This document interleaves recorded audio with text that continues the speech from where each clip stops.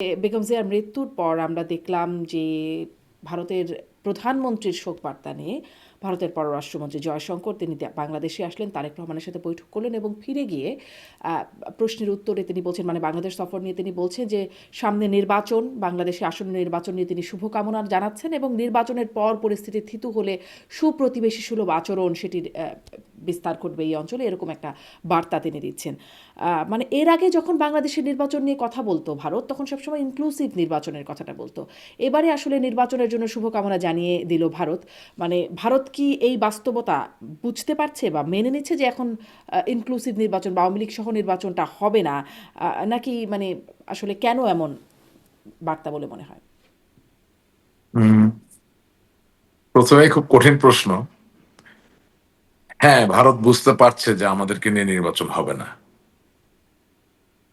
এবং ভারত এটাও বুঝতে পারছে যে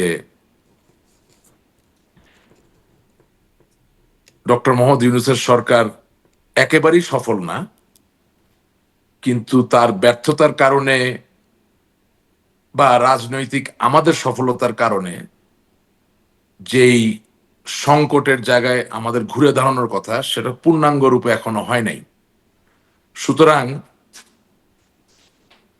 বহির্বিশ্বের অনেক বন্ধু, অনেক শুভাকাঙ্ক্ষী চাইতেই পারে অনেক কিছু, কিন্তু তাতে যে আমাদের এই নির্বাচনে অংশগ্রহণ করা হবে এটা মনে হয় না। ভারত আসলে ঠিক কখন এবং বুঝলো? মানে এতদিন তো শুনে এসেছি যে ইনক্লুসিভ নির্বাচন হতে হবে, যদিও না, 24 এটা নির্বাচনের এটা আগে এটা আসলে কখনো যেটা, ভাবা বলতো না। হুম। যে হ্যাঁ, এটা আসলে চরম একটা নৈরাশ্যের ব্যাপার এই কারণে যে আমি একেবারেই 5ই আগস্টের পর থেকে আপনার অনুষ্ঠানের মাধ্যমে আপনি খেয়াল করবেন আমি খুব বেশি অনুষ্ঠানে যাই না। আপনার অনুষ্ঠানে আসি এবং মাঝে মাঝে আরেকজনের অনুষ্ঠানে যাই। এটার কারণটা হচ্ছে যে আমি যে কথাগুলো বলি কথাগুলোর ধারাবাহিকতা যাতে থাকে, মানে 10 হোস্টের 10 অনুষ্ঠানে 10 রকম কথা গেলে মানুষ রিলেট করতে পারে না। আমি প্রথম দিন থেকে যা বলছি এখন পর্যন্ত তাই বলছি। এটা একটা মারাত্মক নৈরাশ্যের জায়গা তৈরি করেছে। সেটা হচ্ছে 5ই আগস্টের আগে যা হয়েছে তা তো হয়েই গেছে, আমরা তো নাই। কিন্তু 5ই আগস্টের পরে যেটাকে ইংরেজিতে বলা হয় এভলিউশন, পলিটিক্যাল এভলিউশন, অর্থাৎ রাজনৈতিক বিবর্তন, এটার সাথে আমরা এখনো সংযোগ স্থাপন করতে পারি নাই।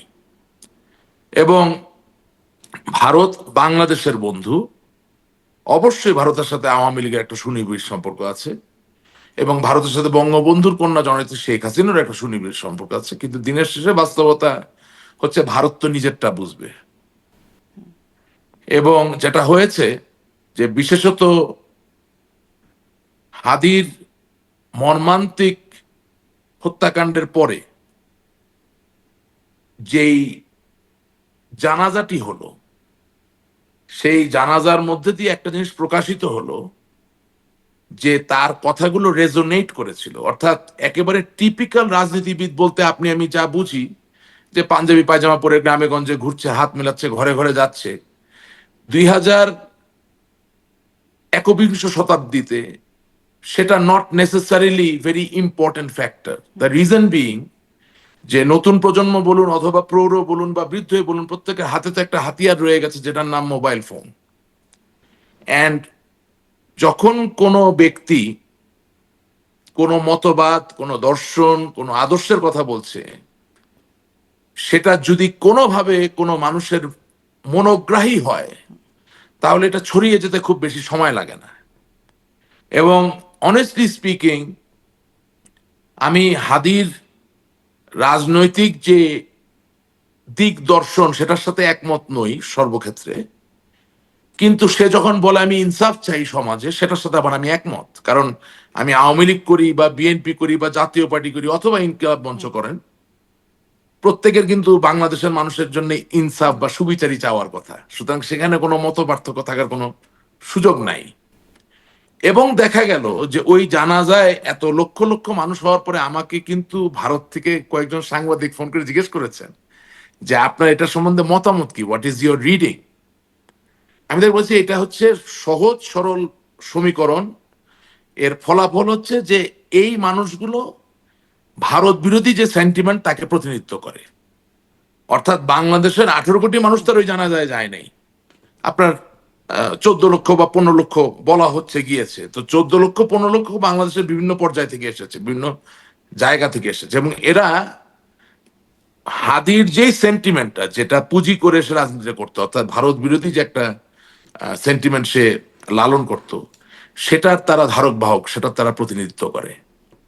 সো এটা ভারতের যারা নেতা, তারা অনেক বেশি প্রজ্ঞাবান, তারা একেবারেই একটা সলিড, একেবারে প্রুভেন একটা ডেমোক্রেটিক প্রসেসের মধ্যে দিয়ে আসে, they have a track record, যার জন্য তারা এটাকে অবজ্ঞা করতে পারছেন, অবজ্ঞা করছেন না, এটাকে তারা আমলে নিচ্ছেন। হ্যাঁ, আমরা কতটুকু নিতে পারছি আমার আচ্ছা, আসলে আপনাদের প্রসঙ্গটা তাহলে আসি। তার মানে কি এরকম যে ভারত আসলে হাদি হত্যাকাণ্ডের পর সেই জানাজার না, প্রেক্ষাপটে তারপরেই একরকম না, অনুধাবন হলো যে তারপরে না, ইনক্লুসিভ নির্বাচন না তারা বা আপনারা বাদ? না, এটা তো একটা, শুনেন, জানাজাটা একটা ডেমোক্রেটিক টুলে রূপান্তরিত হয়েছে। এটা আমি এর আগেও একদিন একটা অনুষ্ঠানে বলেছি।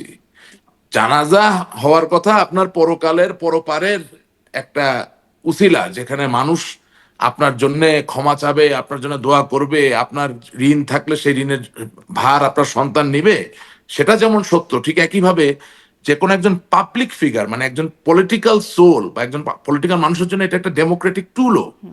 অর্থাৎ আমি আওয়ামী লীগকে সমর্থন করেই, আওয়ামী লীগের আদর্শে বিশ্বাস করেই বলতে চাচ্ছি যে আওয়ামী লীগ ছাড়াও তো আরো দল সমাজে থাকবে বা আছে।